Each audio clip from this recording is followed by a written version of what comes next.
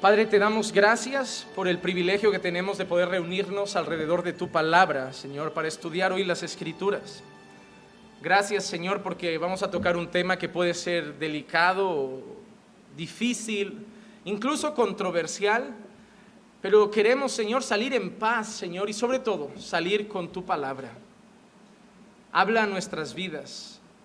Dame, Señor, la capacidad de poder explicar estas verdades de una manera sencilla. Dame la capacidad de poder explicarlas de una manera simple y ayuda a mis hermanos a poder comprender estas verdades. Abre nuestras mentes y nuestros corazones a tu palabra para poder comprender lo que está escrito, atesorarlo y mañana poder explicarlo a otros. Y danos también humildad para poder tratar con los que piensan diferente. Ayúdanos, Señor, a que la doctrina que aprendamos no nos sirva para alimentar nuestro orgullo y ganar debates, sino que la doctrina que aprendamos nos sirva para adorarte mejor a ti.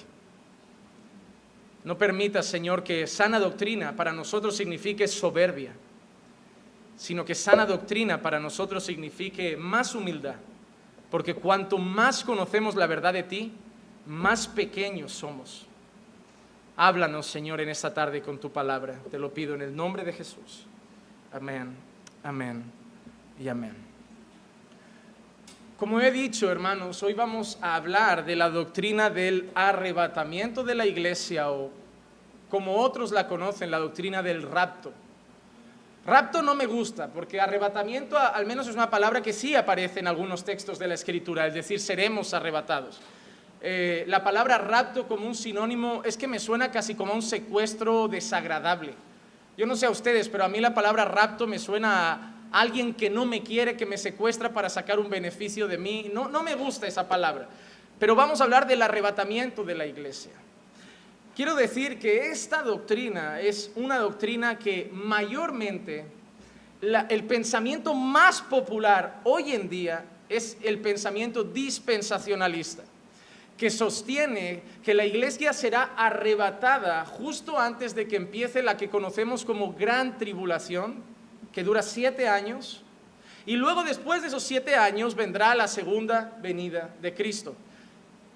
Piensan que esas personas sostienen que nosotros, por ejemplo, no veremos al anticristo, que será justo después de que la iglesia sea arrebatada, porque en teoría el Espíritu Santo lo detiene y con el arrebatamiento de la iglesia el Espíritu Santo será quitado y entonces lo que detiene al anticristo será quitado y el anticristo obrará y empezará la persecución masiva contra la iglesia y la iglesia ya no será perseguida en unas regiones, sino que será perseguida por el mundo entero y habrá una serie de sucesos que, bueno, la iglesia no pasará porque ya no estará aquí, entonces quien pasará eso serán los malos creyentes que no han estado vigilantes y se han quedado en el rapto.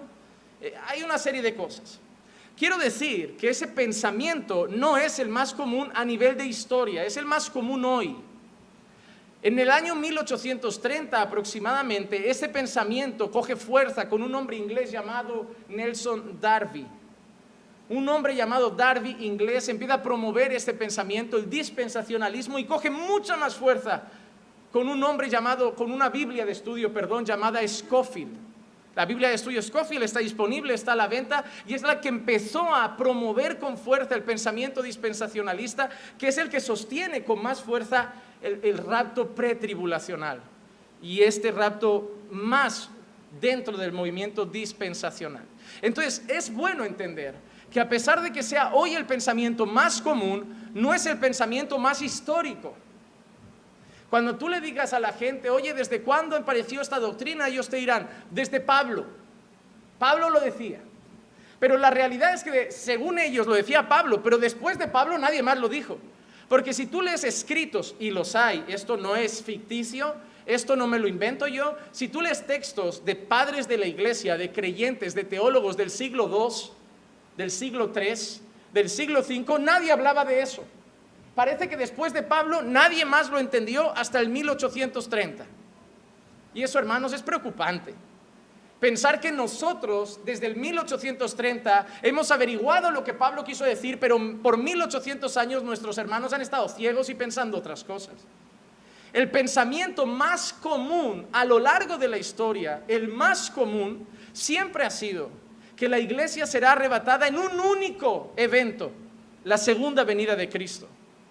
Y que Cristo no vendrá una media vez antes. Entonces, pero el problema es este, que si yo solo hablo de historia, tampoco puedo sostener mis creencias, porque puede ser realmente que la iglesia se haya equivocado. ¿Por qué no?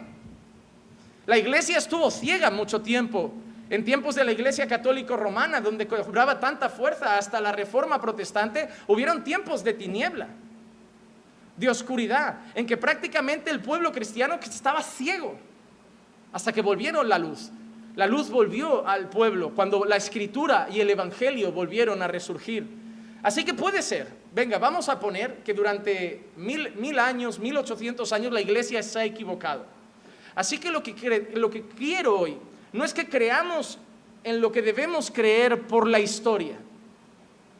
No quiero decir, pues mira, como esto empezó hace poco, pues ya no lo creo porque no tiene mucha historia.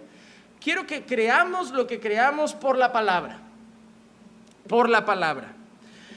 Y yo sé algo, que después de esta enseñanza, que es controversial, que por más de 150 años no hay puntos en común, no creo que yo hoy resuelva todas las dudas y provoque que todo el mundo crea lo mismo. No espero realmente eso, sé que no va a pasar, pero tengo que defender mis convicciones, tengo que defender lo que creo a la luz de la palabra, y sí que espero que personas que no sabían mucho del asunto y puedan comprender con Biblia estas cosas con más profundidad. Así que lo que vamos a hacer es ahora ir a la Escritura y vamos a ir de esta forma. He cogido los textos que más suelen utilizar para justificar el pensamiento del rapto pretribulacional y los textos que ellos usan para hablar de ese rapto. Yo voy a intentar explicarlos de manera que creo que hablan de la segunda venida de Cristo. O sea, no voy a coger otros textos. No es, ellos usan esos y el pastor ha usado esos. No, lo voy a hacer de otra manera. Voy a usar los que ellos usan y voy a mostrar cómo creo que se han equivocado en sus interpretaciones. Así que quiero empezar por el texto, yo lo llamo el texto madre de la doctrina del rapto. Primera carta a los Tesalonicenses, capítulo 4, versículo 17. Entonces nosotros, los que estemos vivos y que permanezcamos, seremos arrebatados juntamente con ellos en las nubes al encuentro del Señor en el aire, y así estaremos con el Señor siempre. Los dos textos más utilizados para hablar del arrebatamiento, del rapto secreto, porque ojo, yo no sé si saben mucho de ese rapto, pero siempre dicen que es secreto. ¿Han visto películas como Dejados Atrás? Me gusta la frase de Paul Washer cuando dijo, lo único dejado atrás en la película fue la Biblia. Porque la idea es que se va a quedar la ropa, ¿verdad? Es como, habría un piloto que era creyente y de golpe se irá, se quedará la ropa y el avión se estrellará, los coches entrarán en colapso, esas películas apocalípticas. Entonces la idea de ellos es que será secreto, ¿verdad? Que será como en menos de un parpadear ya no estamos. No habrá ruido, no habrá aviso, será en un abrir y cerrar de ojos, como ladrón en la noche. Siempre son esos textos.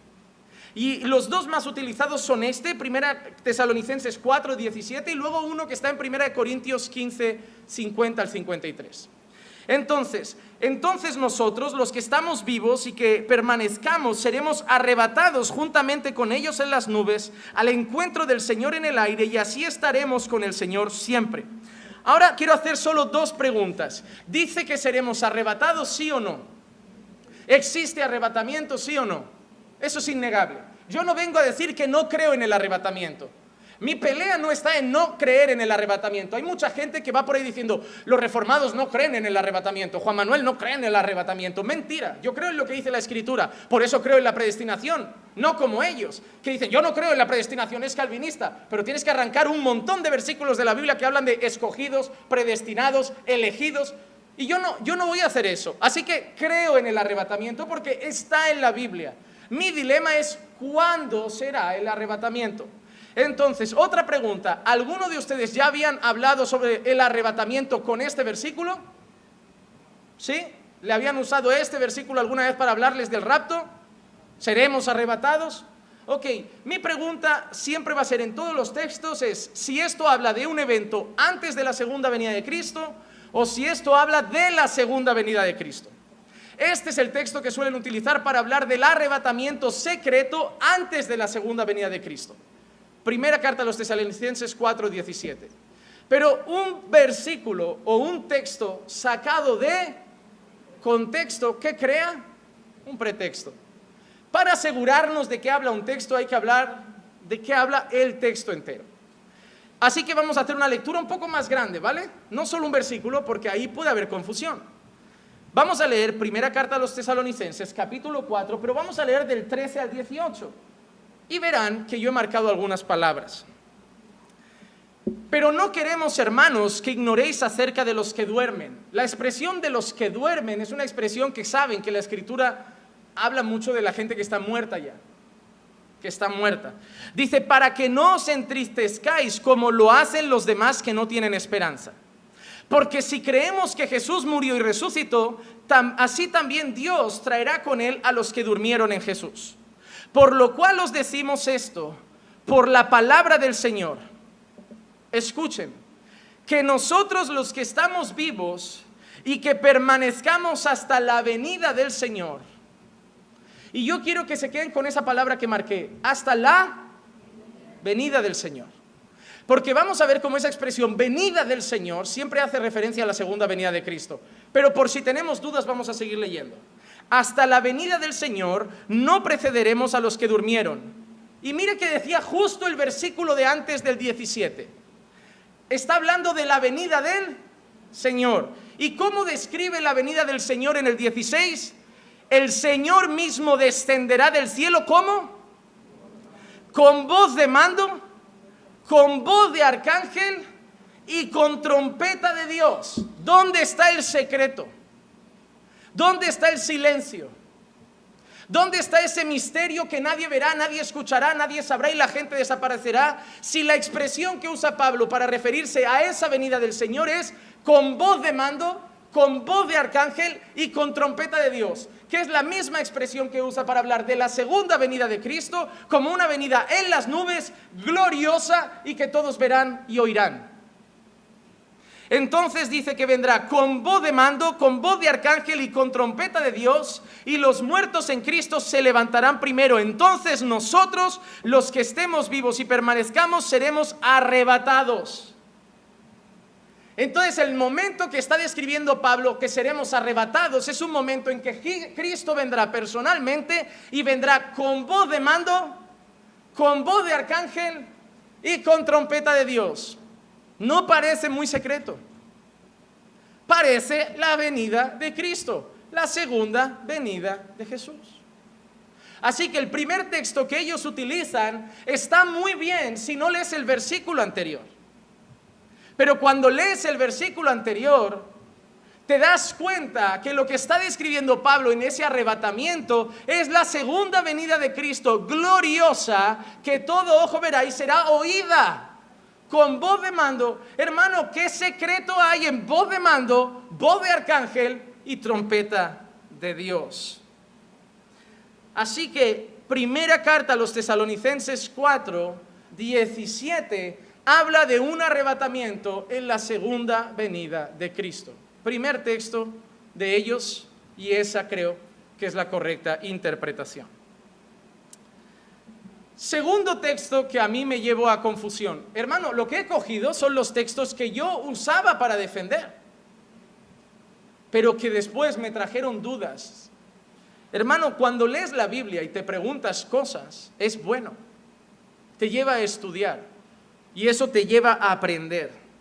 Ahora vamos a ver otro texto controversial, que es segunda carta a los Tesalonicenses, capítulo 2, versículos 1 al 4. Pero con respecto a la venida de nuestro Señor Jesucristo y a nuestra reunión con Él, ¿de qué hablaba Pablo? Claro, es que si uno ya lo interpretas de una manera, todo vas a saber igual. Hemos dicho que lo que Pablo llamaba antes como la venida del Señor era, ¿qué era? La segunda venida de Cristo.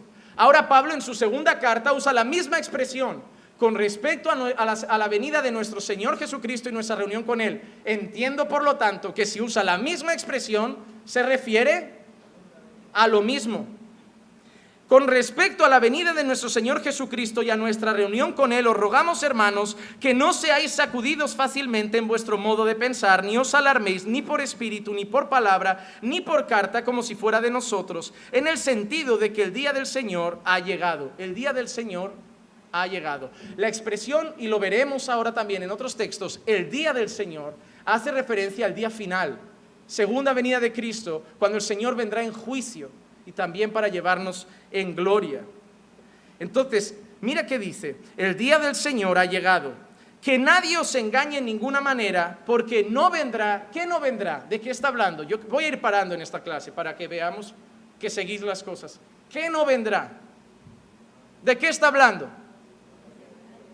El del día del Señor, de la segunda venida de Cristo. Dice, no vendrá sin que primero venga la apostasía y sea revelado el hombre de pecado, el hijo de perdición, el cual se opone y se exalta sobre todo lo que se llama Dios o es objeto de culto, de manera que se sienta en el templo de Dios, presentándose como si fuera Dios. Él dice que la segunda venida de Cristo no llegará sin que antes pase la apostasía y se presente ese inicuo, el anticristo. El anticristo. Versículo 8 del mismo capítulo, segunda carta a los Tesalonicenses 2:8. Y entonces será revelado ese inicuo, a quien el Señor matará con el espíritu de su boca y destruirá con el resplandor de su venida. ¿Qué dice que el Señor va a hacer con ese inicuo, el anticristo? Lo va a matar. Y ellos piensan, y bien pensado, que el Señor lo matará en la segunda venida, cuando acabará con él. Pero aquí está hablando Pablo: a los creyentes no os alarméis, porque antes de que el Señor venga, ¿por qué? ¿Qué pasaba con los creyentes? Estaban preocupados. ¿Y si el Señor viene ya? ¿Y si viene hoy? Si leen las cartas verán que había gente que había dejado de trabajar. Por eso Pablo dice, el que no trabaje, que no coma. Porque hay gente que, como se está diciendo, el Señor viene, ha dejado el trabajo y vive en casa de los hermanos comiendo de prestado, solo diciendo que como el Señor viene, ¿para qué buscar trabajo? Y Pablo lo reta y dice, hermano, no anden, que hay algunos por ahí que andan metiéndose en la vida de otros sin nada que hacer. Yo les digo que el que no trabaje, que no coma. No era que necesitaran algo, es que estaban pensando que como el Señor venía no valía la pena ponerse a trabajar y que mejor ir picoteando de la casa ajena, ya esperando los últimos días. El Señor, como ve que la iglesia de los tesalonicenses está alarmada por la segunda venida de Cristo, el Señor les dice, tranquilos, que la segunda venida de Cristo no se va a dar sin que antes pasen una serie de cosas, entre ellas que venga la apostasía y se manifieste el anticristo, ese inicuo, al que el Señor luego matará con su mismo poder. Entonces, hermanos, en ningún momento el Señor les está diciendo que ellos no lo verán. En ningún momento les está diciendo que ellos no estarán en la tierra cuando ese inicuo se manifieste. Solo les está diciendo que estén tranquilos, porque hasta que el Señor venga, tienen que pasar esas cosas. Tiene que haber apostasía, el anticristo debe aparecer. Pero Él no les está diciendo que ellos no estarán para verlo. Porque Él está hablando todavía de la segunda venida del Señor. Y saben que ellos estarán hasta la segunda venida del Señor. Ellos dan por hecho que ellos, antes de ver a su Señor, tienen que ver al anticristo y la apostasía suceder. Aprovecho para decir, y esto se podría tratar más a fondo, pero voy a seguir con el tema, que uno de los pensamientos históricos de qué detiene que el anticristo haga lo que le dé la gana es la democracia, las leyes. Las leyes es lo que permite libertad religiosa. Las leyes es lo que nos permite tener culto. Déjame decirte, ¿qué se está apretando cada vez más para que sea más difícil adorar a Dios? Cada vez más no nos dejan hablar de un tema, nos prohíben hablar contra el movimiento LGTB, nos prohíben esto, las normas para abrir un templo cada vez más difíciles, hasta que al final en todo el mundo sea prohibido y no podamos reunirnos, adorar a Dios con libertad. Es un pensamiento, hay varios, pero en ningún momento, tú dirás, ya, pero esto no habla de leyes, pero tampoco habla de Espíritu Santo, eso es nuestro pensamiento, pero no lo ha mencionado. Lo hemos dado por hecho. Eso es lo que muchos pasa. Y a mí me pasaba, y hablo por mí, no por otros que piensan así, por mí. A mí me había dicho mi pastor que eso era el Espíritu Santo. Y aunque ahí no pusiera Espíritu Santo, yo pensaba que si mi pastor decía que era el Espíritu Santo, tenía que ser el Espíritu Santo. Pero en ningún momento da por hecho eso.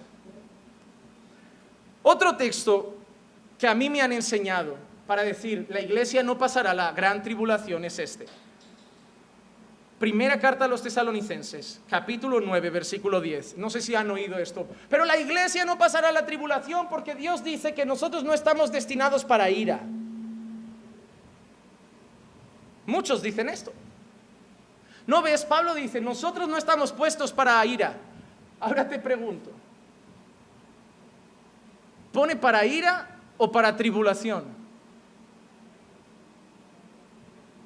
Cuando uno tiene una creencia muy arraigada, a veces cae en el peligro de forzar textos bíblicos para que digan lo que yo quiero decir. En ese texto dice, porque no nos ha destinado Dios para ira, sino para obtener salvación por medio de nuestro Señor Jesucristo, que murió por nosotros, para ya sea que estemos despiertos o dormidos, vivamos juntamente con Él. Entonces, las personas que quieren decir, nosotros no pasaremos la gran tribulación, dicen, ¿no ves? Porque a nosotros Dios no nos ha puesto para ira, sino para salvación. Primero, ahí no dice, porque Dios no nos ha puesto para tribulación, sino para arrebatamiento. El concepto aquí no es tribulación y arrebatamiento, sino ira y salvación. ¿Qué van a recibir al final de sus vidas todos aquellos que no sean salvos?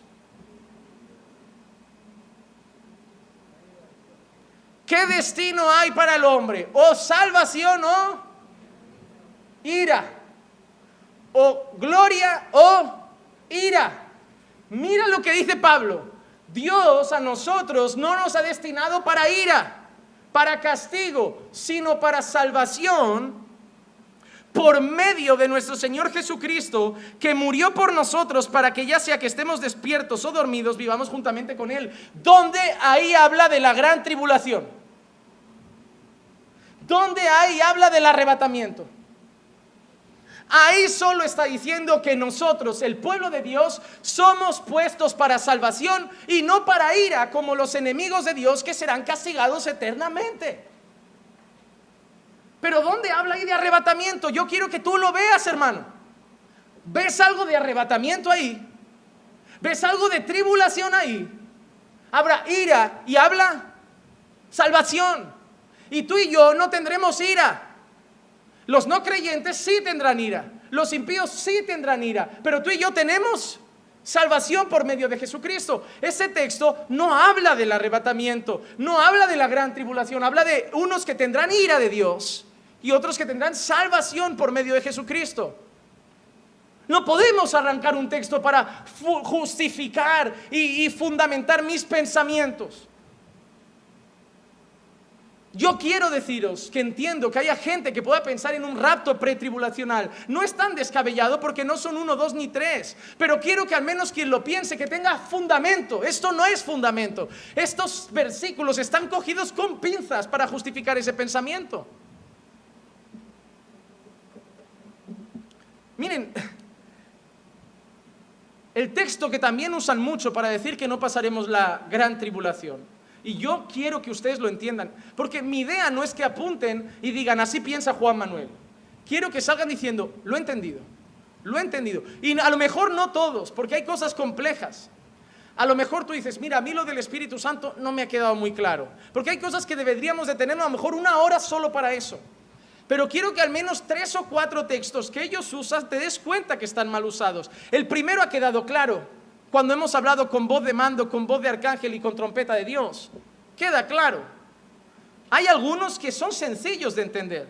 Por ejemplo, este lo usan mucho para decir que no pasaremos por la gran tribulación. Apocalipsis 3:10.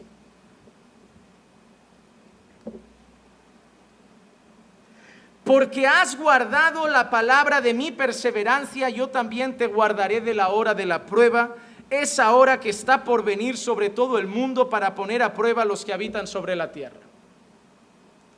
¿Alguno ya ha oído ese texto para decir que no pasaremos por la gran tribulación? Es usado. Ahora yo te pregunto una cosa. ¿A quién iba dirigida esta carta? A nosotros. ¿Era una iglesia en concreto? ¿Sí o no? Habían 7 iglesias en Apocalipsis y esto pertenece a una iglesia, a la que el Señor, a esa iglesia, entre virtudes y otras cosas, les dice: yo te voy a guardar de la hora de la prueba que está por venir sobre todo. En primer lugar, ese texto no habla, creo, de la gran tribulación, porque está hablando a una iglesia que iba a recibir esa carta y que iba a entender que iba a venir una prueba y que ellos serían guardados. ¿Y para qué Dios le manda una carta a una iglesia que no va a pasar por la gran tribulación? Ellos, al final no vino la prueba, Dios nos mintió. No es así. Pero si ese argumento de una interpretación simple, el problema es que la gente suele decir esto tiene doble significado, era para esa iglesia y también para nosotros. ¿Saben qué piensan muchos pensadores dispensacionalistas? Y es muy peligroso. Lo van a leer en libros y eso me parece que es jugar con fuego. Lo que ellos dicen es: cada iglesia representa una etapa de la iglesia a lo largo de la historia. Yo no sé si esto lo han oído. La iglesia de Filadelfia era la iglesia de la Reforma. La iglesia que estaba muerta era la iglesia dominada por el catolicismo. Y nosotros, la iglesia de los últimos tiempos, somos la Odisea. La iglesia que ahora tiene todo pero está ciega. ¿De dónde has sacado eso? ¿Y quién ha hecho el cálculo para decir hasta este año es Esmirna, hasta este año es Tiatira? Hermano, cuando coges la escritura y empiezas a suponer, corremos peligro. Hermano, déjame darte un consejo. Yo no sé si algunos están apuntados al curso que daremos de cómo interpretar las escrituras. Y una de las enseñanzas que vamos a dar te vas a sorprender. Y es la siguiente: lo que parezca más fácil es lo que quiere decir. Cuando cojas a alguien que digas: oye, pero esto dice esto, y tú simplemente dices que esto es esto porque dice esto, tan sencillo, me gusta más lo que aquel pastor porque dice: no, porque este cuerno es Rusia, y este cuerno es América, y este cuerno es Grecia, y este cuerno es Carlomagno. Y tú dices: madre mía, qué maquinón de predicador. Él ha visto en los cuernos a Carlomagno, ha visto a los 300 de la peli. A mí hay gente que me ha dicho: lo de las Torres Gemelas estaba en la Biblia. ¿En serio? Bin Laden estaba en la Biblia.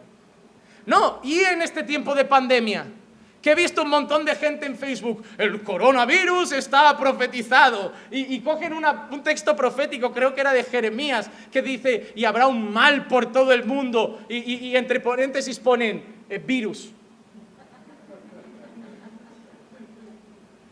Cae una bomba en Siria y van a las escrituras. No, mira, aquí hay un versículo en Isaías: y Siria será reducido al polvo. Cada vez que cae una bomba en Siria, y ya llevan 20.000 años poniendo ese versículo. Hermano, huye, te doy un consejo: huye de los pastores que te enseñan algo que solo ellos son capaces de ver. El Señor Jesús, el Espíritu de Dios, nos ha dado una palabra que tanto tú y yo la podemos entender.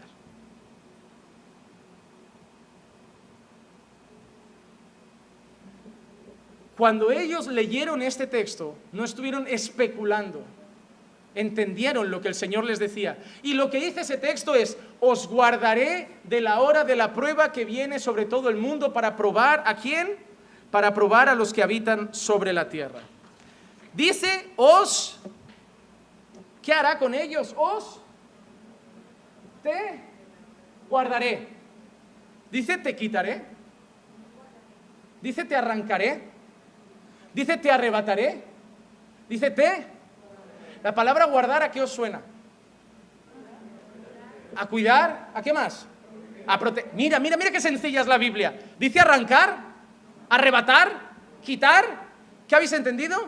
Cuidar, proteger. Pero vamos a ver Biblia para que veáis que esto está chulo, hermanos. Estamos aprendiendo juntos, me encanta. Juan 17:15. No te ruego que los saques del mundo, sino que los guardes del maligno. Ay, pues yo pensaba que guardar significa que me iba a sacar y por eso no iba a estar. Pero ahí Jesús es claro, no los saques, guárdalos. Hechos 16:23. Y después de darle muchos azotes, los echaron en la cárcel, ordenando al carcelero que los seguían en la cárcel, pero estaban. Ahora te pregunto, cuando yo pienso en la gran tribulación, pienso en un periodo duro, ¿verdad? Lo peor que puede pasar. Noé y su familia, ¿fueron quitados y arrebatados durante el diluvio o estuvieron protegidos durante el diluvio? El Señor nunca ha dicho en ninguno de esos textos te quitaré, pero ha dicho te guardaré. En ninguna parte de la Escritura dice que el pueblo de Dios no pasará momentos malos, pero dice que en todos Dios estará con ellos. Así que esos textos no justifican que la iglesia no pasará por la tribulación. Primero, creo que ese texto habla a la iglesia que fue escrito, pero si aún así lo quisiera aplicar a eso, ese texto dice que seremos guardados, no quitados. Así que ya sea que piense una cosa o piense la otra, ninguna me hace pensar que ese texto dice que me quitará de en medio de la tribulación, sino que me guardará en la hora de la prueba. El otro texto que usan para hablar mucho del arrebatamiento, primera carta a los Corintios, capítulo 15, versículo 50 al 53. Y esto digo, hermanos, que la carne y la sangre no pueden heredar el reino de Dios, ni lo que se corrompe hereda lo incorruptible. Y hermanos, es que yo quiero que hoy lo veas claro, para decir, wow, todos estos años estaba viendo una cosa y no lo entendía y hoy lo veo claro. Mira qué dice, ni lo que se corrompe hereda lo incorruptible. He aquí os digo un misterio. Y ellos creen que habla del arrebatamiento. Mira qué dice, no todos dormiremos, pero todos seremos transformados. Antes de seguir, no todos dormiremos, ¿qué creéis? Por lo que ya habéis aprendido, ¿qué se refiere? La muerte. Muy bien, es que vais a enseñarme hoy. No todos dormiremos significa que no todos moriremos. Si el Señor viene y estamos aquí, no moriremos, ¿no? Pero ¿qué dice? Pero todos seremos. ¿No dice arrebatados? ¿Raptados? ¿Qué dice? En las enseñanzas que dimos, ¿qué pasará en la segunda venida de Cristo con nuestro cuerpo? ¡Ey! ¿Recibiremos un cuerpo? ¿Qué está diciendo Pablo? Cuando venga el Señor, os digo un misterio. No todos dormiréis, porque si Él viene y estáis, no dormiréis, no llegaréis a morir. Pero hay algo que tanto los muertos como vosotros tendréis en común. Todos seremos transformados. Ah, pero eso habla del arrebatamiento, porque ahí también resucitarán unos y nosotros. Vale, ¿tú crees que es el rapto? Sigamos leyendo. En un momento, ¿has visto? En un momento. En un abrir y cerrar, ¿has visto? En un parpadeo. ¿Pero qué lee ahora, campeón? Ay, que se me cayó mi teoría al suelo. A la final trompeta. A la final trompeta. Porque la trompeta sonará. Y los muertos resucitarán incorruptibles y nosotros seremos transformados. Porque es necesario que esto corruptible se vista de incorrupción y esto mortal se vista de inmortalidad. ¿Qué final trompeta? Apocalipsis 10:7. Sino que en los días de la voz del séptimo ángel, cuando esté para tocar la trompeta, entonces el misterio de Dios será consumado. Ahí está hablando de qué trompeta, la séptima, la última trompeta, lo que Pablo llama la final trompeta. Y dice Apocalipsis que cuando esté para tocar esa trompeta, el misterio de Dios será ¿Qué significa consumado? Se habrá acabado, tocará la final trompeta y todo estará. ¿Cuándo dice que seremos transformados? A la final. ¿Y qué pasará al final? La segunda venida de Cristo. Ay, que no era el rapto. Y que estaba escrito lo que no querían que lo leyerais. Porque solo te leían hasta esa parte. Pero todos seremos transformados. Porque solo te leían 1 Tesalonicenses 4:17, porque seremos arrebatados. Pero no interesaba leer lo que había alrededor. Porque si leías lo de alrededor te preguntabas cosas. Oye, pero si esto era secreto, ¿cómo va a haber una trompeta? ¿Cómo va a ser con voz de arcángel? ¿Cómo va a ser con trompeta de Dios? ¿Y cómo va a ser a la final trompeta? Si me habéis dicho que las trompetas al final de todo es lo último y la iglesia en teoría ya no estará porque había sido arrebatada. Entonces, ¿de qué habla? De la segunda venida de Cristo. Y ahora voy a explicar una expresión que aparece en la Biblia y que siempre se refiere al final de todo. O al día del juicio, o al día de castigo, o al día de la segunda venida. Y es la expresión el día del Señor. Solo hay otra manera en la que el día del Señor se usa, y es para referirse a cuando la iglesia a veces se reunía en el día del Señor, que era el primer día de la semana. Pero normalmente en la Escritura la expresión el día del Señor se refiere al día final.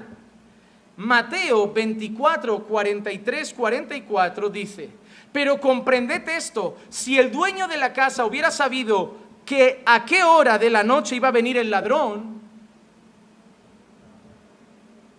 hubiera estado alerta y no hubiera permitido que entrara en su casa. Por eso también vosotros estad preparados, porque a la hora que pensáis vendrá, a la hora que no pensáis, vendrá el Hijo del Hombre. La pregunta que nos debemos hacer es que ese día, el día en que vendrá el Hijo del Hombre, el día del Señor, ¿a qué se refiere? Porque ellos te dicen que es el ladrón, como ladrón en la noche, también, todo lo que es rápido y como ladrón es el rapto. Hermano, la expresión en un abrir y cerrar de ojos no significa, ya pasó. Por ejemplo, cuando la Biblia habla del día del juicio, no significa, ¿cuántas horas tiene un día? ¿Cuántas horas tiene un día? ¿Tú crees que el día del juicio son 24? Que alguien le va a decir al Señor, llevamos aquí 25. Era el día del juicio, no el día y medio. Tú entiendes que el día del juicio representa un momento en la historia, no que va a durar 24 horas. La expresión en un abrir y cerrar de ojos es una simple expresión que significa cuando menos te lo esperas, de repente. No significa que dura una micromilésima de segundo. Vamos a ver expresiones que hablan del día del Señor y vamos a ver a qué día se refiere. Empecemos por 2 de Pedro, capítulo 3, versículo 10 al versículo 14. Perdón, 2 de Pedro, capítulo 3, versículo 10 al 14 dice: pero el día del Señor vendrá como ladrón en la noche. Vendrá como ladrón. ¿Qué día? El día del Señor vendrá como... Y ellos dicen que ese día que ha dicho Jesús que vendrá como ladrón es el rapto. Pedro dice que ese día, el día del Señor, vendrá como ladrón. O sea, es la misma expresión que usa Jesús. Entonces, si es la misma expresión que usa Jesús, es porque Pedro la ha escuchado de Jesús. Pedro sabe que Jesús, cuando hablaba del día del Señor, será como ladrón, y Pedro usa que sus discípulos las mismas palabras, es porque está hablando a los demás de lo que Jesús le habló a él. Pero ahora veremos si ese día es el rapto o es la segunda venida de Cristo. El día del Señor vendrá como ladrón, y ojo ahora, en el cual los cielos pasarán con gran estruendo, los elementos serán destruidos con fuego intenso, y la tierra y las obras que hay en ella serán...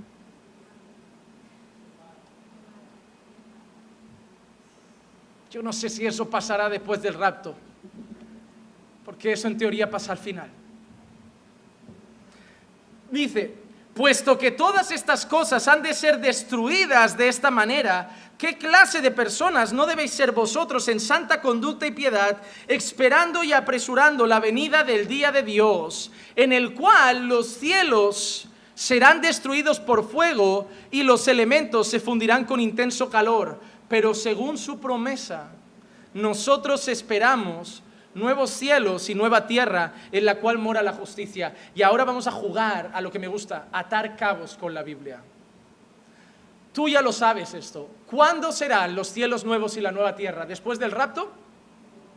¿Después de la segunda venida de Cristo? Al final de todo esto, como dijimos, será quemado, purificado y recibiremos cielos nuevos y nueva tierra.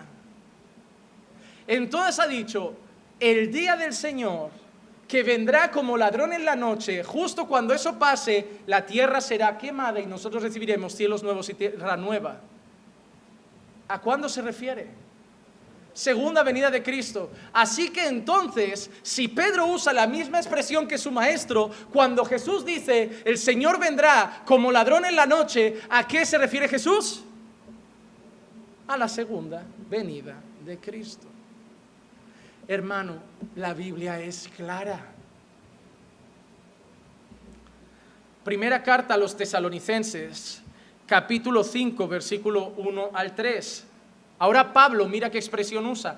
Ahora bien, hermanos, con respecto a los tiempos y a las épocas, no tenéis necesidad de que se os escriba nada, pues vosotros mismos sabéis que el día del Señor vendrá como ladrón en la noche. Juguemos a mi juego preferido con la Biblia cuando estudio, atar cabos. Pedro ha llamado el día del Señor, que viene como ladrón en la noche, al día final, justo antes de cielos nuevos y tierra nueva. Y usa la misma expresión que el maestro que tuvo, llamado Jesús, que también hablaba del día del Señor, que vendrá como ladrón en la noche. Si Pedro usa la misma expresión, refiriéndose a la segunda venida de Cristo, ¿de qué está hablando Pablo cuando dice el día del Señor vendrá como ladrón en la noche?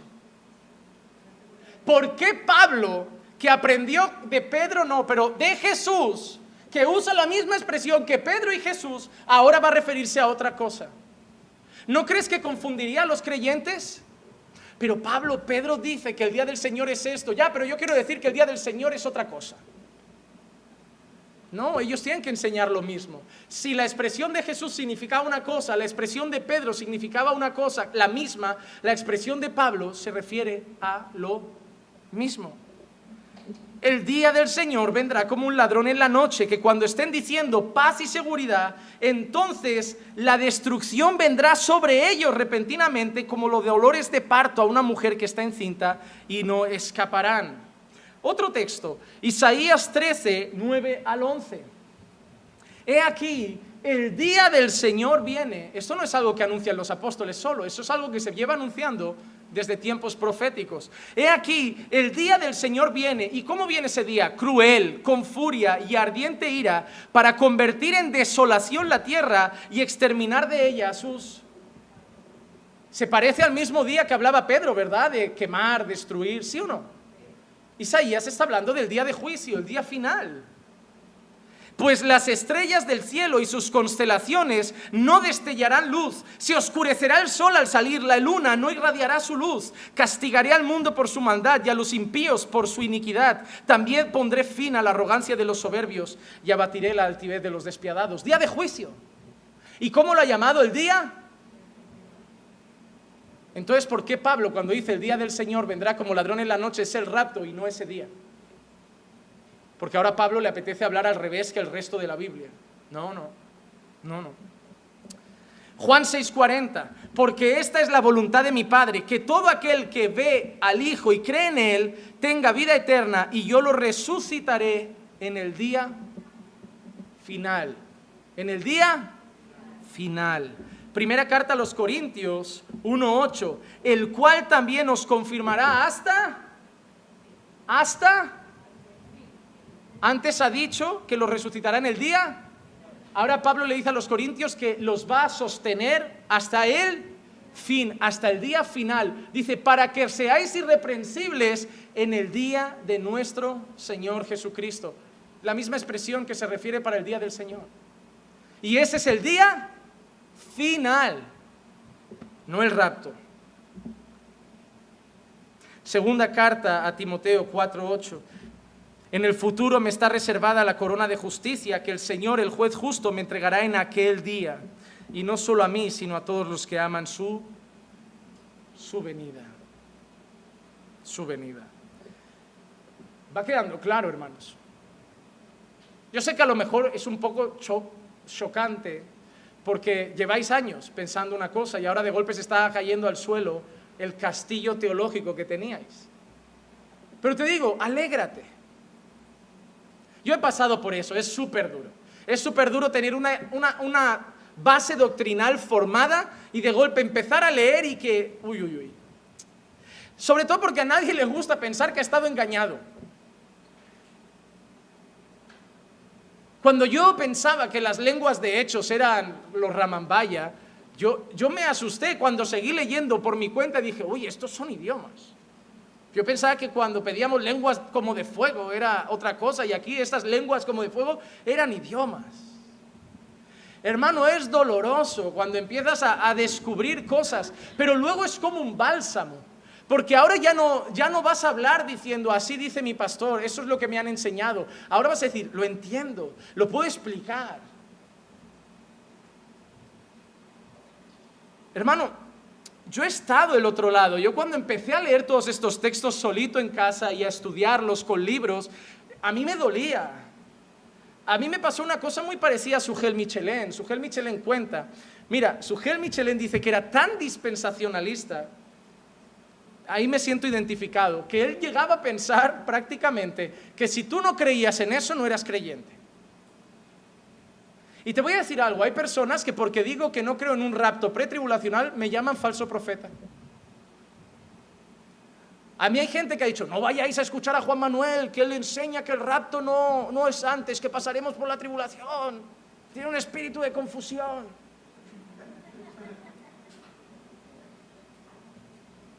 Pues yo era como Sugel yo lo vi cuando lo contaba en su testimonio en un vídeo, decía, y a mí me dieron un libro y yo dije, lo voy a leer, pero lo voy a leer para demostrar que está mal. Lo voy a leer y voy a poner notas en plan, está equivocado, está equivocado, está equivocado. Y Sugel dice, qué desastre cuando acabé el libro.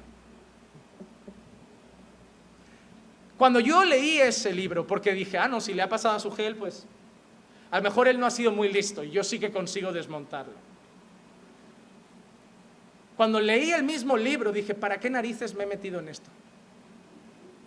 Hermano, leí ese libro 3 veces seguidas, como diciendo, a ver, me he confundido, pero voy a volver y voy a orar para que el Señor me dé espíritu de sabiduría, para poder tirar al suelo estas herejías. Y lo vuelvo a leer y dije, es que tiene mucho sentido, qué rabia. Ahí dije, una tercera vez. La tercera va la vencida. Si el Señor resucitó a la tercera, yo a la tercera desmonto el libro. No, hermano. A la tercera ya dije, ya no me peleo más. Es más fácil desmontar mis creencias que el libro. Y yo pensé, a lo mejor es un libro, voy a leer otros. Ay, ¿para qué me meto en eso?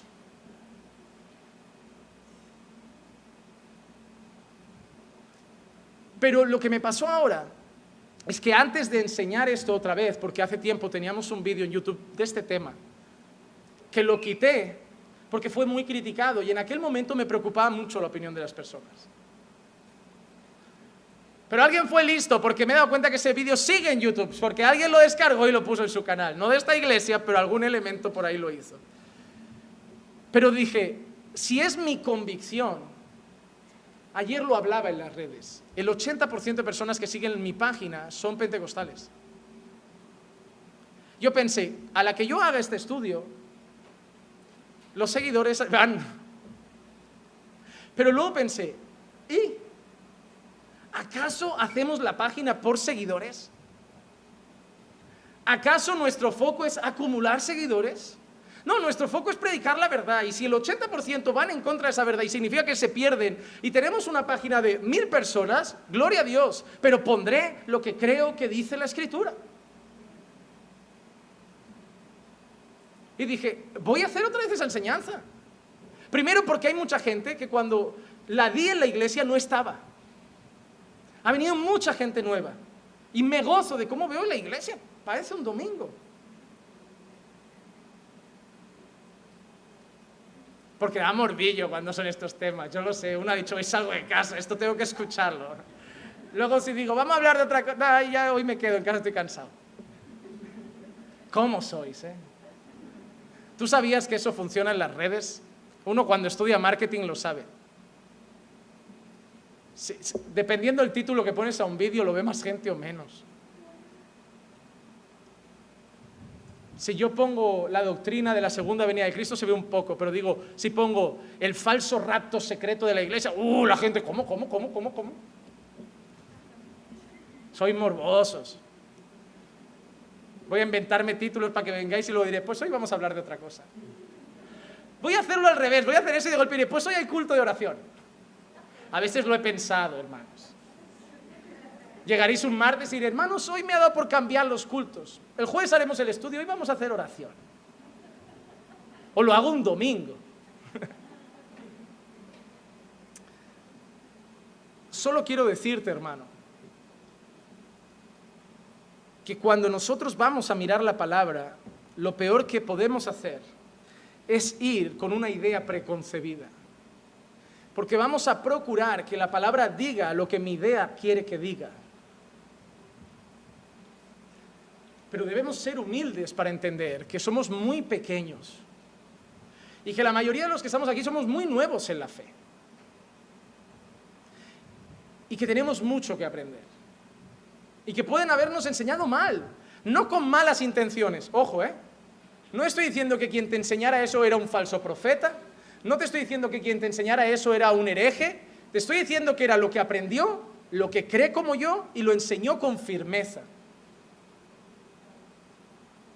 Pero puede ser que estuviera en un error, como yo en muchas otras cosas, que solo sabré con el paso de los años. Pero necesitaba compartir esto, porque estábamos dando una serie de escatología, este tema es parte de la escatología. Y creo que es claro, si yo dijera, tengo dudas, no lo sé, no lo haría, pero hermanos, no lo habéis visto claro.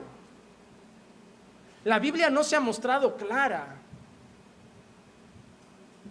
Y yo solo espero que si eso sigue pasando a los nuevos en Caminando por Fe, que de golpe empezáis a escuchar cosas y dices, uy, esto me suena, dadle una oportunidad a lo que escucháis. Pero sed siempre como los bereanos, que dice la palabra que eran más nobles, y que iban a su casa y cotejaban en las Escrituras si era verdad. No quiero que des por hecho que lo que aprendiste es correcto, y tampoco quiero que des por hecho que lo que estás aprendiendo es correcto. Quiero que todo lo que aprendas vayas a casa y lo cotejes con las Escrituras. Debemos ser así. Seguimos con otra cosa sobre la venida de Cristo, el día de su venida. La Escritura nos enseña que Jesús regresará de la misma forma como se fue. Hechos 1, del 9 al 11. Después de haber dicho estas cosas, fue elevado mientras ellos miraban, y una nube le recibió y le ocultó de sus ojos. Fue elevado mientras ellos miraban. ¿Ellos vieron irse a Jesús, sí o no? Lo vieron, ¿verdad? Ok, dice. Y estando mirando fijamente al cielo mientras él ascendía, aconteció que se presentaron junto a ellos dos varones en vestiduras blancas que les dijeron: varones galileos, ¿por qué estáis mirando al cielo? Este mismo Jesús que ha sido tomado de vosotros al cielo, vendrá de la misma manera, tal como le habéis visto ir al cielo. Su ascensión ha sido visible, su regreso será visible.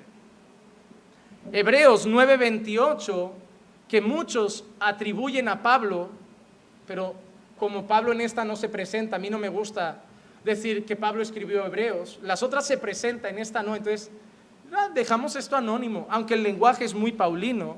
Dice, así también Cristo, habiendo sido ofrecido una vez para llevar los pecados de muchos, aparecerá por...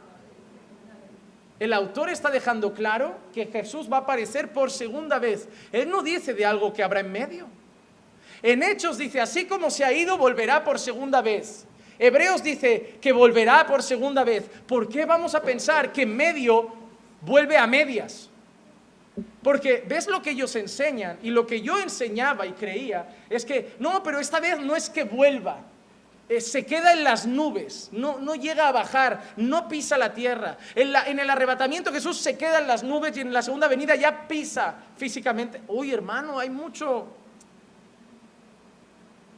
El problema que tú dices es que me gusta más el otro pensamiento porque es como más fantástico. Es como, no, primero vienen las nubes, nos lleva en secreto, luego volvemos con él montados en caballos blancos y ahí pisa la tierra. Es como, y tú dices, Juan Manuel, tú me estás presentando algo muy sencillo, que vamos a estar aquí en la tierra, que la cosa se va a complicar hasta el final que venga. Solo tan simple.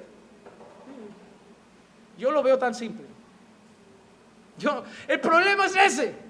Que el problema es cuando nosotros queremos una historia más complicada porque no puede ser que la Biblia sea tan sencilla. Sí puede ser. Sí puede ser. Nos pasa lo mismo con el Evangelio. A ver, Juan Manuel, ¿qué hay que hacer para ser salvo? Arrepéntete y cree. A ver, no puede ser tan sencillo. Sí. No puede ser tan simple que una persona se salve. ¿Qué quieres que te dé? Es lo que dice la Escritura. No, pero no, tan fácil. Sí, es por gracia, arrepintiéndote mediante la fe en Cristo. Ya, pero algo que habrá que hacer luego, hay que mantenerse. Bueno, esos son resultados, pero la salvación viene por arrepentirse y creer. Yo no veo a Jesús diciéndole al malhechor, de cierto te digo que hoy estarás conmigo en el paraíso, sí, hasta que te mueras te mantienes firme. A ver, Jesús, me apetece pecar, pero tampoco lo tengo fácil. Ahí Jesús le podría haber dicho, ya, pero hay mucha gente ahí abajo, puedes codiciar a alguien y pierdes tu salvación. Le dijo, te has arrepentido, has reconocido que eres un malhechor que merece estar ahí y me acabas de llamar rey porque has dicho, acuérdate cuando vengas en tu reino, has puesto tu fe en mí, entonces tienes los requisitos para ser salvo. Claro, yo estoy convencido que como el Señor lo declara salvo, si ese malhechor hubiera seguido vivo, se hubiera bautizado y hubiera crecido en santidad. Hubiera tenido fallos, caídas, errores, pero hubiera progresado en la fe y hubiera dejado de ser un malhechor, hubiera dejado de robar, quizá como Zaqueo hubiera ido a devolver lo que había quitado y hubiera vivido para la gloria de Dios. No le dio tiempo. El Señor aparecerá por segunda vez sin relación con el pecado para salvación de los que ansiosamente le esperan. Vamos a otro punto. Ellos dicen que nosotros seremos quitados durante la gran tribulación, es decir, que la iglesia no estará en la tierra. Déjame decirte una pregunta. ¿Cómo llama Pablo a los creyentes muchas veces? Santos. Mira qué rápido lo hay relacionado. Está ahí. Yo no sabía que Diego ya había pasado la diapositiva. Claro, eso no vale. Pablo nos llama santos, ¿verdad? Muchas veces. Pero mire qué pasa. Ellos dicen que los santos no estaremos, ¿no? Porque Pablo se refiere a los santos como la iglesia, los creyentes. Y en teoría hemos sido arrebatados y no estaremos. Pero mira qué pasa en Apocalipsis 13:7. Se le concedió hacer guerra, ¿a quién? En ese texto habla de la bestia que sube del mar. Y dice, se le concedió, ¿qué significa conceder? Permitir. ¿No ves? Es que es simple. Yo tengo que escuchar a Juan Manuel que sabe mucho. No, lo que tú la lees rápido, porque si lees despacio la vas a entender. Y a mí me gusta eso, hermano, demostrarte que tú también puedes aprender solo en casa. Ahora estás viendo cosas que te están haciendo pensar, oye, pues la voy a leer en casa despacito y voy a aprender un montón. Pues sí. Se le concedió hacer guerra contra, pero no era que no estaban. Pues ¿sabes qué dicen? Que esos santos son los malos creyentes, los que no estaban firmes y se quedaron castigados en la tribulación. No, tú rebuscas mucho para justificar tu ideita. Los santos son creyentes, no malos creyentes, medios creyentes, los 3/4 creyentes, son creyentes. Y el texto claramente dice que a esa bestia se le concedió hacer guerra contra los santos. Y aunque no os guste lo que dice después, está escrito. Y vencerlos. ¿Cómo que nos va a matar la bestia?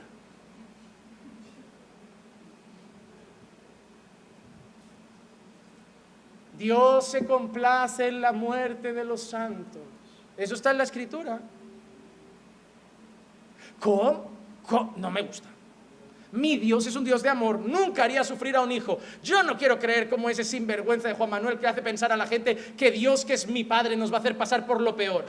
Ves a decírselo a los que fueron quemados en una olla hirviendo en el Coliseo. Ves a decírselo a los que fueron comidos vivos por leones en el Coliseo. Ves a decírselo a los apóstoles. No, tú eres el ojito derecho.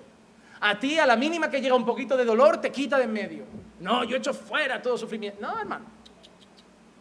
Porque a vosotros se os ha dado no solo el creer en Él, sino también el sufrir por Él. Pablo dice, porque llevo en mi cuerpo las marcas de Cristo. Hermano, toda la Biblia habla de que el creyente va a sufrir. Va a sufrir.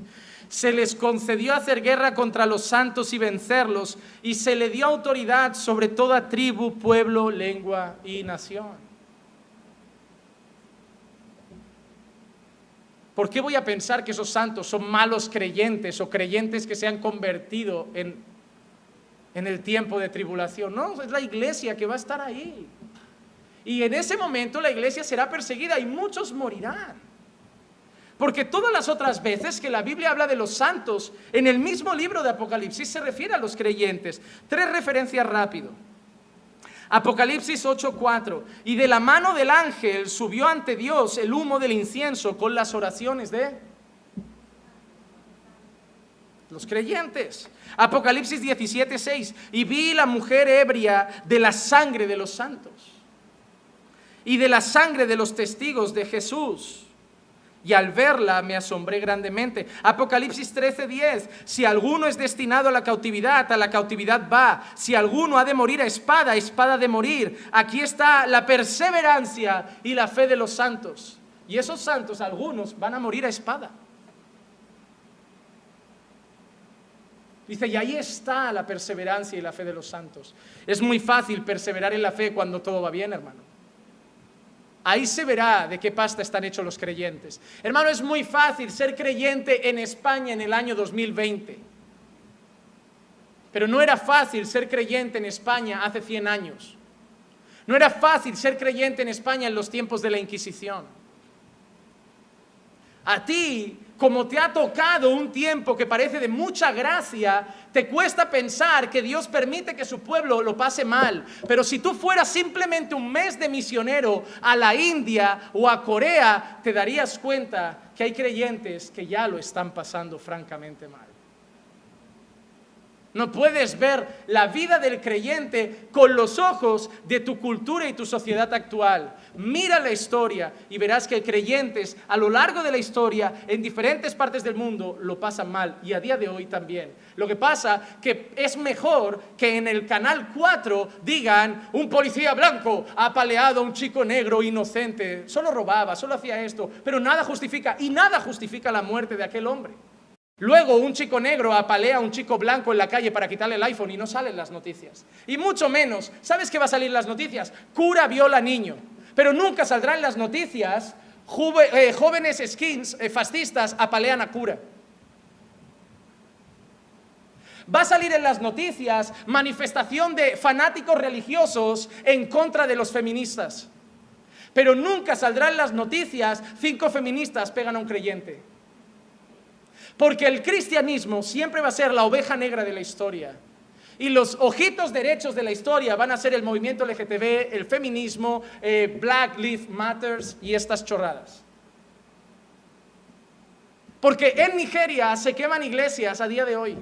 En Nigeria llega gente musulmana con metralletas, se carga a 60 creyentes y no salen las noticias. ¿Y sabes por qué no va a salir? Porque es mejor decirle al mundo que seguimos siendo los culpables de cada guerra, que seguimos siendo los culpables del odio, que seguimos siendo los culpables de la discriminación y que seguimos siendo los que quieren que mueran los homosexuales, que quieren que mueran las feministas. Es mejor meterle eso al mundo en la cabeza para ir preparando terreno y cuando llegue el anticristo ya esté todo el mundo convencido de que nos tienen que odiar porque somos lo que sobra en este mundo para que haya paz. Y ya está en proceso. Solo hay que ver la tele. Solo hay que ver la tele. Si tú hoy sales a la calle y te pegan una paliza por evangelizar, no saldrás en las noticias. Pero si salimos 3 con una cruz colgada en el cuello y pegamos por lo que sea a cualquiera, saldremos en las noticias con un titular en plan: fanáticos religiosos cristianos pegan a chico por ser gay. Y el cristianismo de verdad nunca justifica la violencia. Voy a ser honesto, si un creyente insulta al gay, a la lesbiana, al homosexual, al de otra raza, cultura o religión, se debería hacer mirar su cristianismo. Eso no es cristianismo. Un creyente no insulta, pero no es que no insulte al gay, es que el creyente no tiene que insultar ni al gay ni al hetero, ni al blanco, ni al rojo, ni al amarillo, ni al verde. El cristiano no insulta, el cristiano no pega, el cristiano pone la otra mejilla, el cristiano no humilla, es humillado. El cristiano no pisa, se deja pisar. El cristiano no odia, ama a los que le odian. El cristiano no maldice, bendice a los que le persiguen. Pero que tengamos malos representantes no significa que eso sea cristianismo. Cuando yo veo en las noticias, grupos cristianos han hecho eso, yo pienso, no son cristianos. Otra cosa importante, Jesús enseña que la recogida de los santos no será secreta ni silenciosa. Mateo 24:31, y Él enviará a sus ángeles con una gran trompeta y reunirá a sus... mira, esa palabra no les gusta tanto. Reunirá a sus escogidos de los 4 vientos, desde un extremo de la tierra hasta el otro. Pero lo hará con una gran... El día que Jesús mande a sus ángeles a llevarse a sus escogidos, ¿será secreto? Será con una gran trompeta.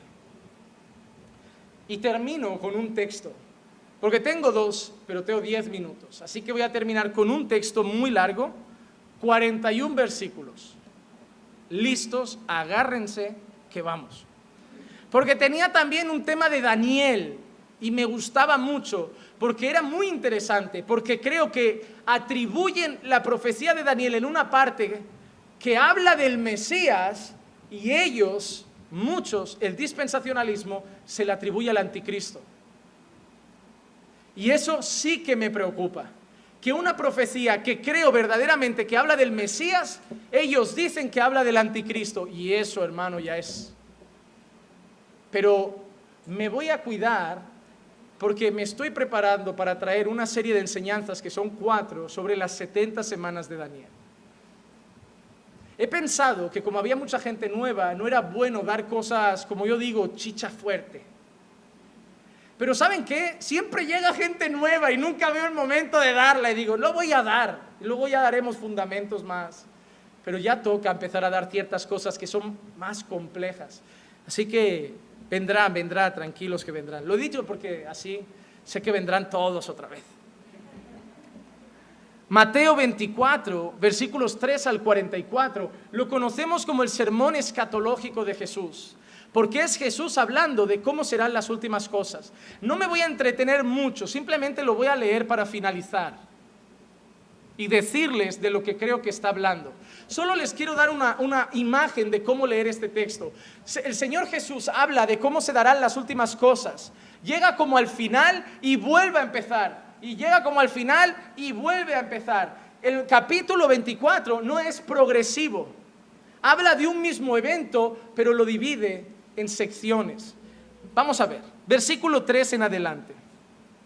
Y estando él sentado en el monte de los olivos, se acercaron los discípulos en privado diciendo, dinos cuándo sucederá esto y cuál será la señal de tu venida y de la consumación de este siglo. ¿Qué le han preguntado a los discípulos? ¿Cuándo será el qué? Ellos quieren saber 2 cosas. 2 cosas le han preguntado. ¿Qué cosas? Tu regreso, ¿verdad? Segunda venida.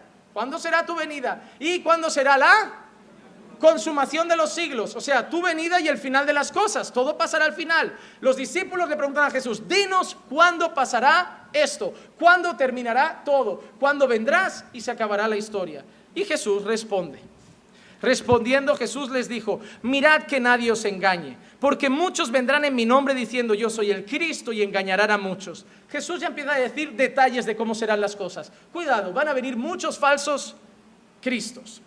Y habréis de oír de guerras y rumores de guerras. Habrán guerras y rumores de guerra. Pero dice, cuidado, no os alarméis, porque es necesario que esto suceda, pero todavía vais a ver cómo es sencillo al final.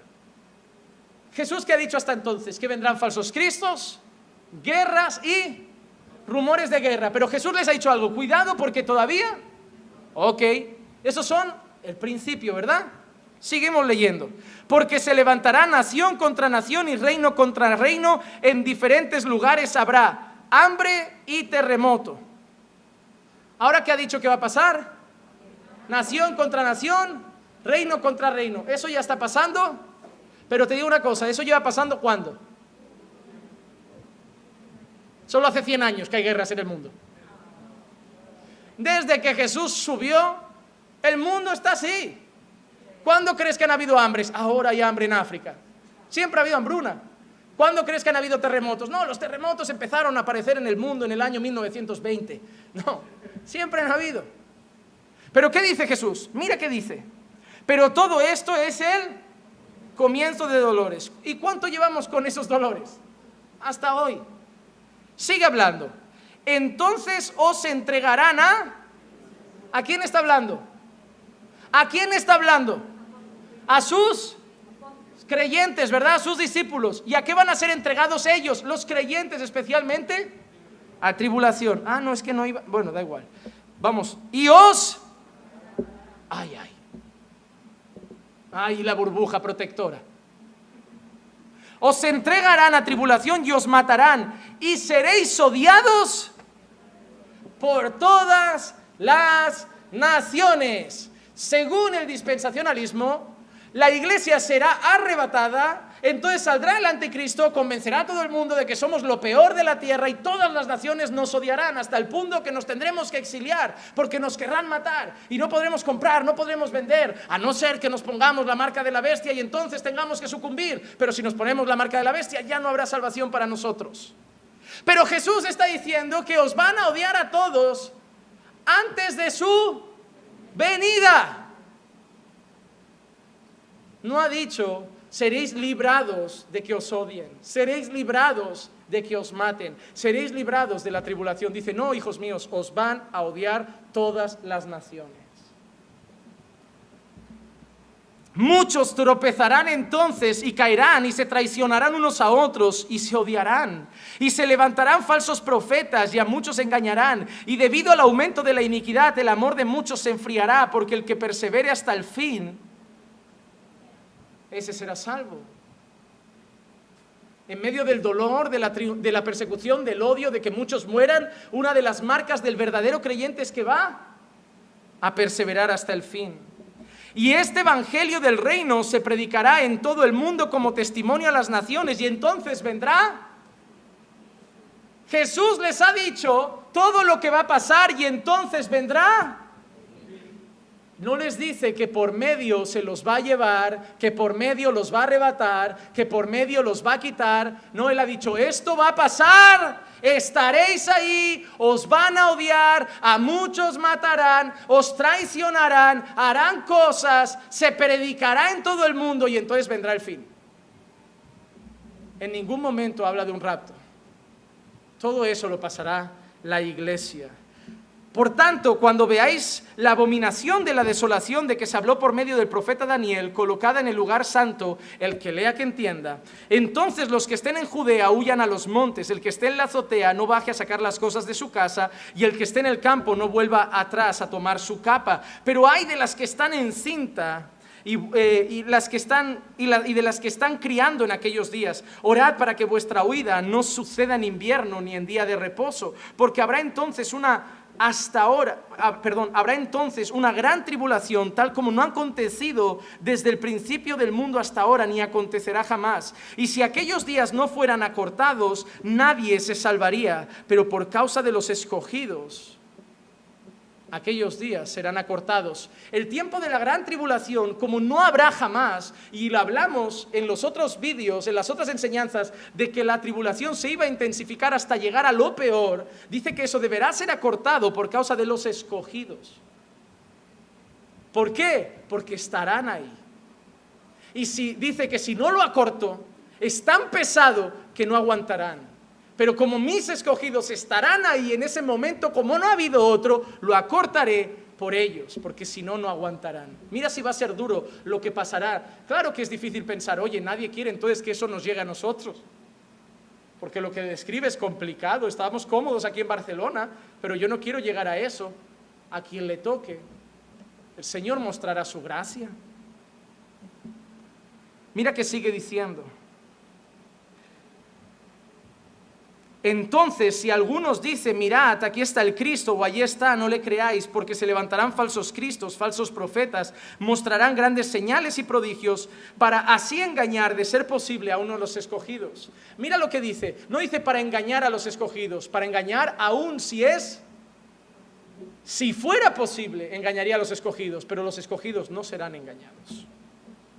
Ved que os lo he dicho de antemano, por tanto si os dicen, mirad, Él está en el desierto, no vayáis, o mirad, Él está en las habitaciones interiores, no les creáis, porque así como el relámpago sale del oriente y resplandece hasta el occidente, así será la venida del Hijo del Hombre. ¿Y qué hemos dicho que era esa venida? La segunda venida de Cristo. Donde esté el cadáver, allí se juntarán los buitres, pero inmediatamente después de la tribulación de esos días, el sol se oscurecerá, la luna no dará su luz, las estrellas caerán del cielo y las potencias de los cielos serán sacudidas. Entonces aparecerá en el cielo la señal del Hijo del Hombre. Y entonces todas las tribus de la tierra harán duelo y verán al Hijo del Hombre que viene sobre las nubes con poder y gloria. Verán al Hijo del Hombre que viene sobre las nubes con poder y gloria. Y Él enviará a sus ángeles con gran trompeta y reunirá a sus escogidos de los cuatro vientos, desde un extremo del cielo hasta el otro. Y de la higuera aprended la parábola. Cuando su rama ya se pone tierna y echa las hojas, sabéis que el verano está cerca. Así también vosotros, cuando veáis todas estas cosas, sabed que Él está cerca a las puertas. En verdad os digo que no pasará esta generación hasta que todo esto suceda. El cielo y la tierra pasarán, pero mis palabras no pasarán. Pero de aquel día, está hablando de la segunda venida, ¿verdad? De aquel día, la hora y el día nadie sabe, ni los ángeles del cielo, ni el Hijo del Hombre, sino el Padre. Porque como en los días de Noé, así será la venida del Hijo del Hombre. Dice que el día de la venida del hombre, ¿quién lo sabe el día? Pero si la venida del Hijo del Hombre es la segunda venida de Cristo, y son 7 años después del arrebatamiento de la iglesia secreto, yo entonces sí sé cuándo será la segunda venida. Hermano, si yo soy dispensacionalista y creo en el rapto, en el momento que seamos arrebatados, yo calculo 7 años y sé que Cristo viene. ¿Sí o no? Porque según ellos pasarán 7 años y será la segunda venida de Cristo. Entonces, para ellos lo que es misterioso es el rapto, pero la segunda venida de Cristo es calculable, porque dicen que es al final de 7 años. Vale, a lo mejor no sabes el día, el mes, la hora, pero en ese año ya sabes, este año cae, llevamos 7. No tiene sentido, hermanos. Pues así como en aquellos días antes del diluvio estaban comiendo y bebiendo, casándose y dándose en matrimonio, hasta el día en que Noé entró en el arca y no comprendieron hasta que vino el diluvio y se los llevó a todos. Así será la venida del Hijo del Hombre. La venida del Hijo del Hombre, repito, ¿de qué hablaba? La segunda venida de Cristo. ¿Y qué dice? Entonces estarán 2 en el campo, uno será llevado y el otro será dejado. 2 mujeres estarán moliendo en el molino, una será llevada y la otra será dejada. Ellos hablan del rapto, pero ¿de qué estaba hablando? De la segunda venida de Cristo. Por tanto, velad, porque no sabéis el día en que vuestro Señor viene. Pero comprended esto, si el dueño de la casa hubiera sabido a qué hora de la noche iba a venir el ladrón, hubiera estado alerta y no hubiera permitido que entrara en su casa. Por eso también vosotros estad preparados, porque a la hora que no pensáis vendrá el Hijo del Hombre. Espero y deseo que con la enseñanza de hoy hayan entendido que la iglesia será arrebatada después de la tribulación, que pasaremos los peores momentos de esta tierra y que ese arrebatamiento se dará en la segunda venida de Cristo, que es de lo que Pablo, Pedro, Isaías y el propio Señor Jesús habla en todas sus palabras. Vamos a orar. Padre, te damos gracias por tu palabra infalible, perfecta, bendita y preciosa, que abre nuestros ojos y nuestro entendimiento a tu verdad. Sabemos que estos textos son difíciles y complejos, pero te agradecemos porque a través de tu palabra también traes luz y nos haces entender muchas cosas que antes no entendíamos. Sigue enseñándonos cada día, sigue trayendo más y más entendimiento a nuestra vida y sigue edificando a tu iglesia, no a través de los hombres, pero a través de tu palabra. Llévanos con bien a casa, acompáñanos a nuestros hogares, guíanos junto a nuestras familias. Te pido, Señor, que cuides a mis hermanos y que mañana puedan tener un día de paz y que puedan vivirlo para tu gloria. Y te pido todo eso en el nombre de Jesús. Amén, amén y amén.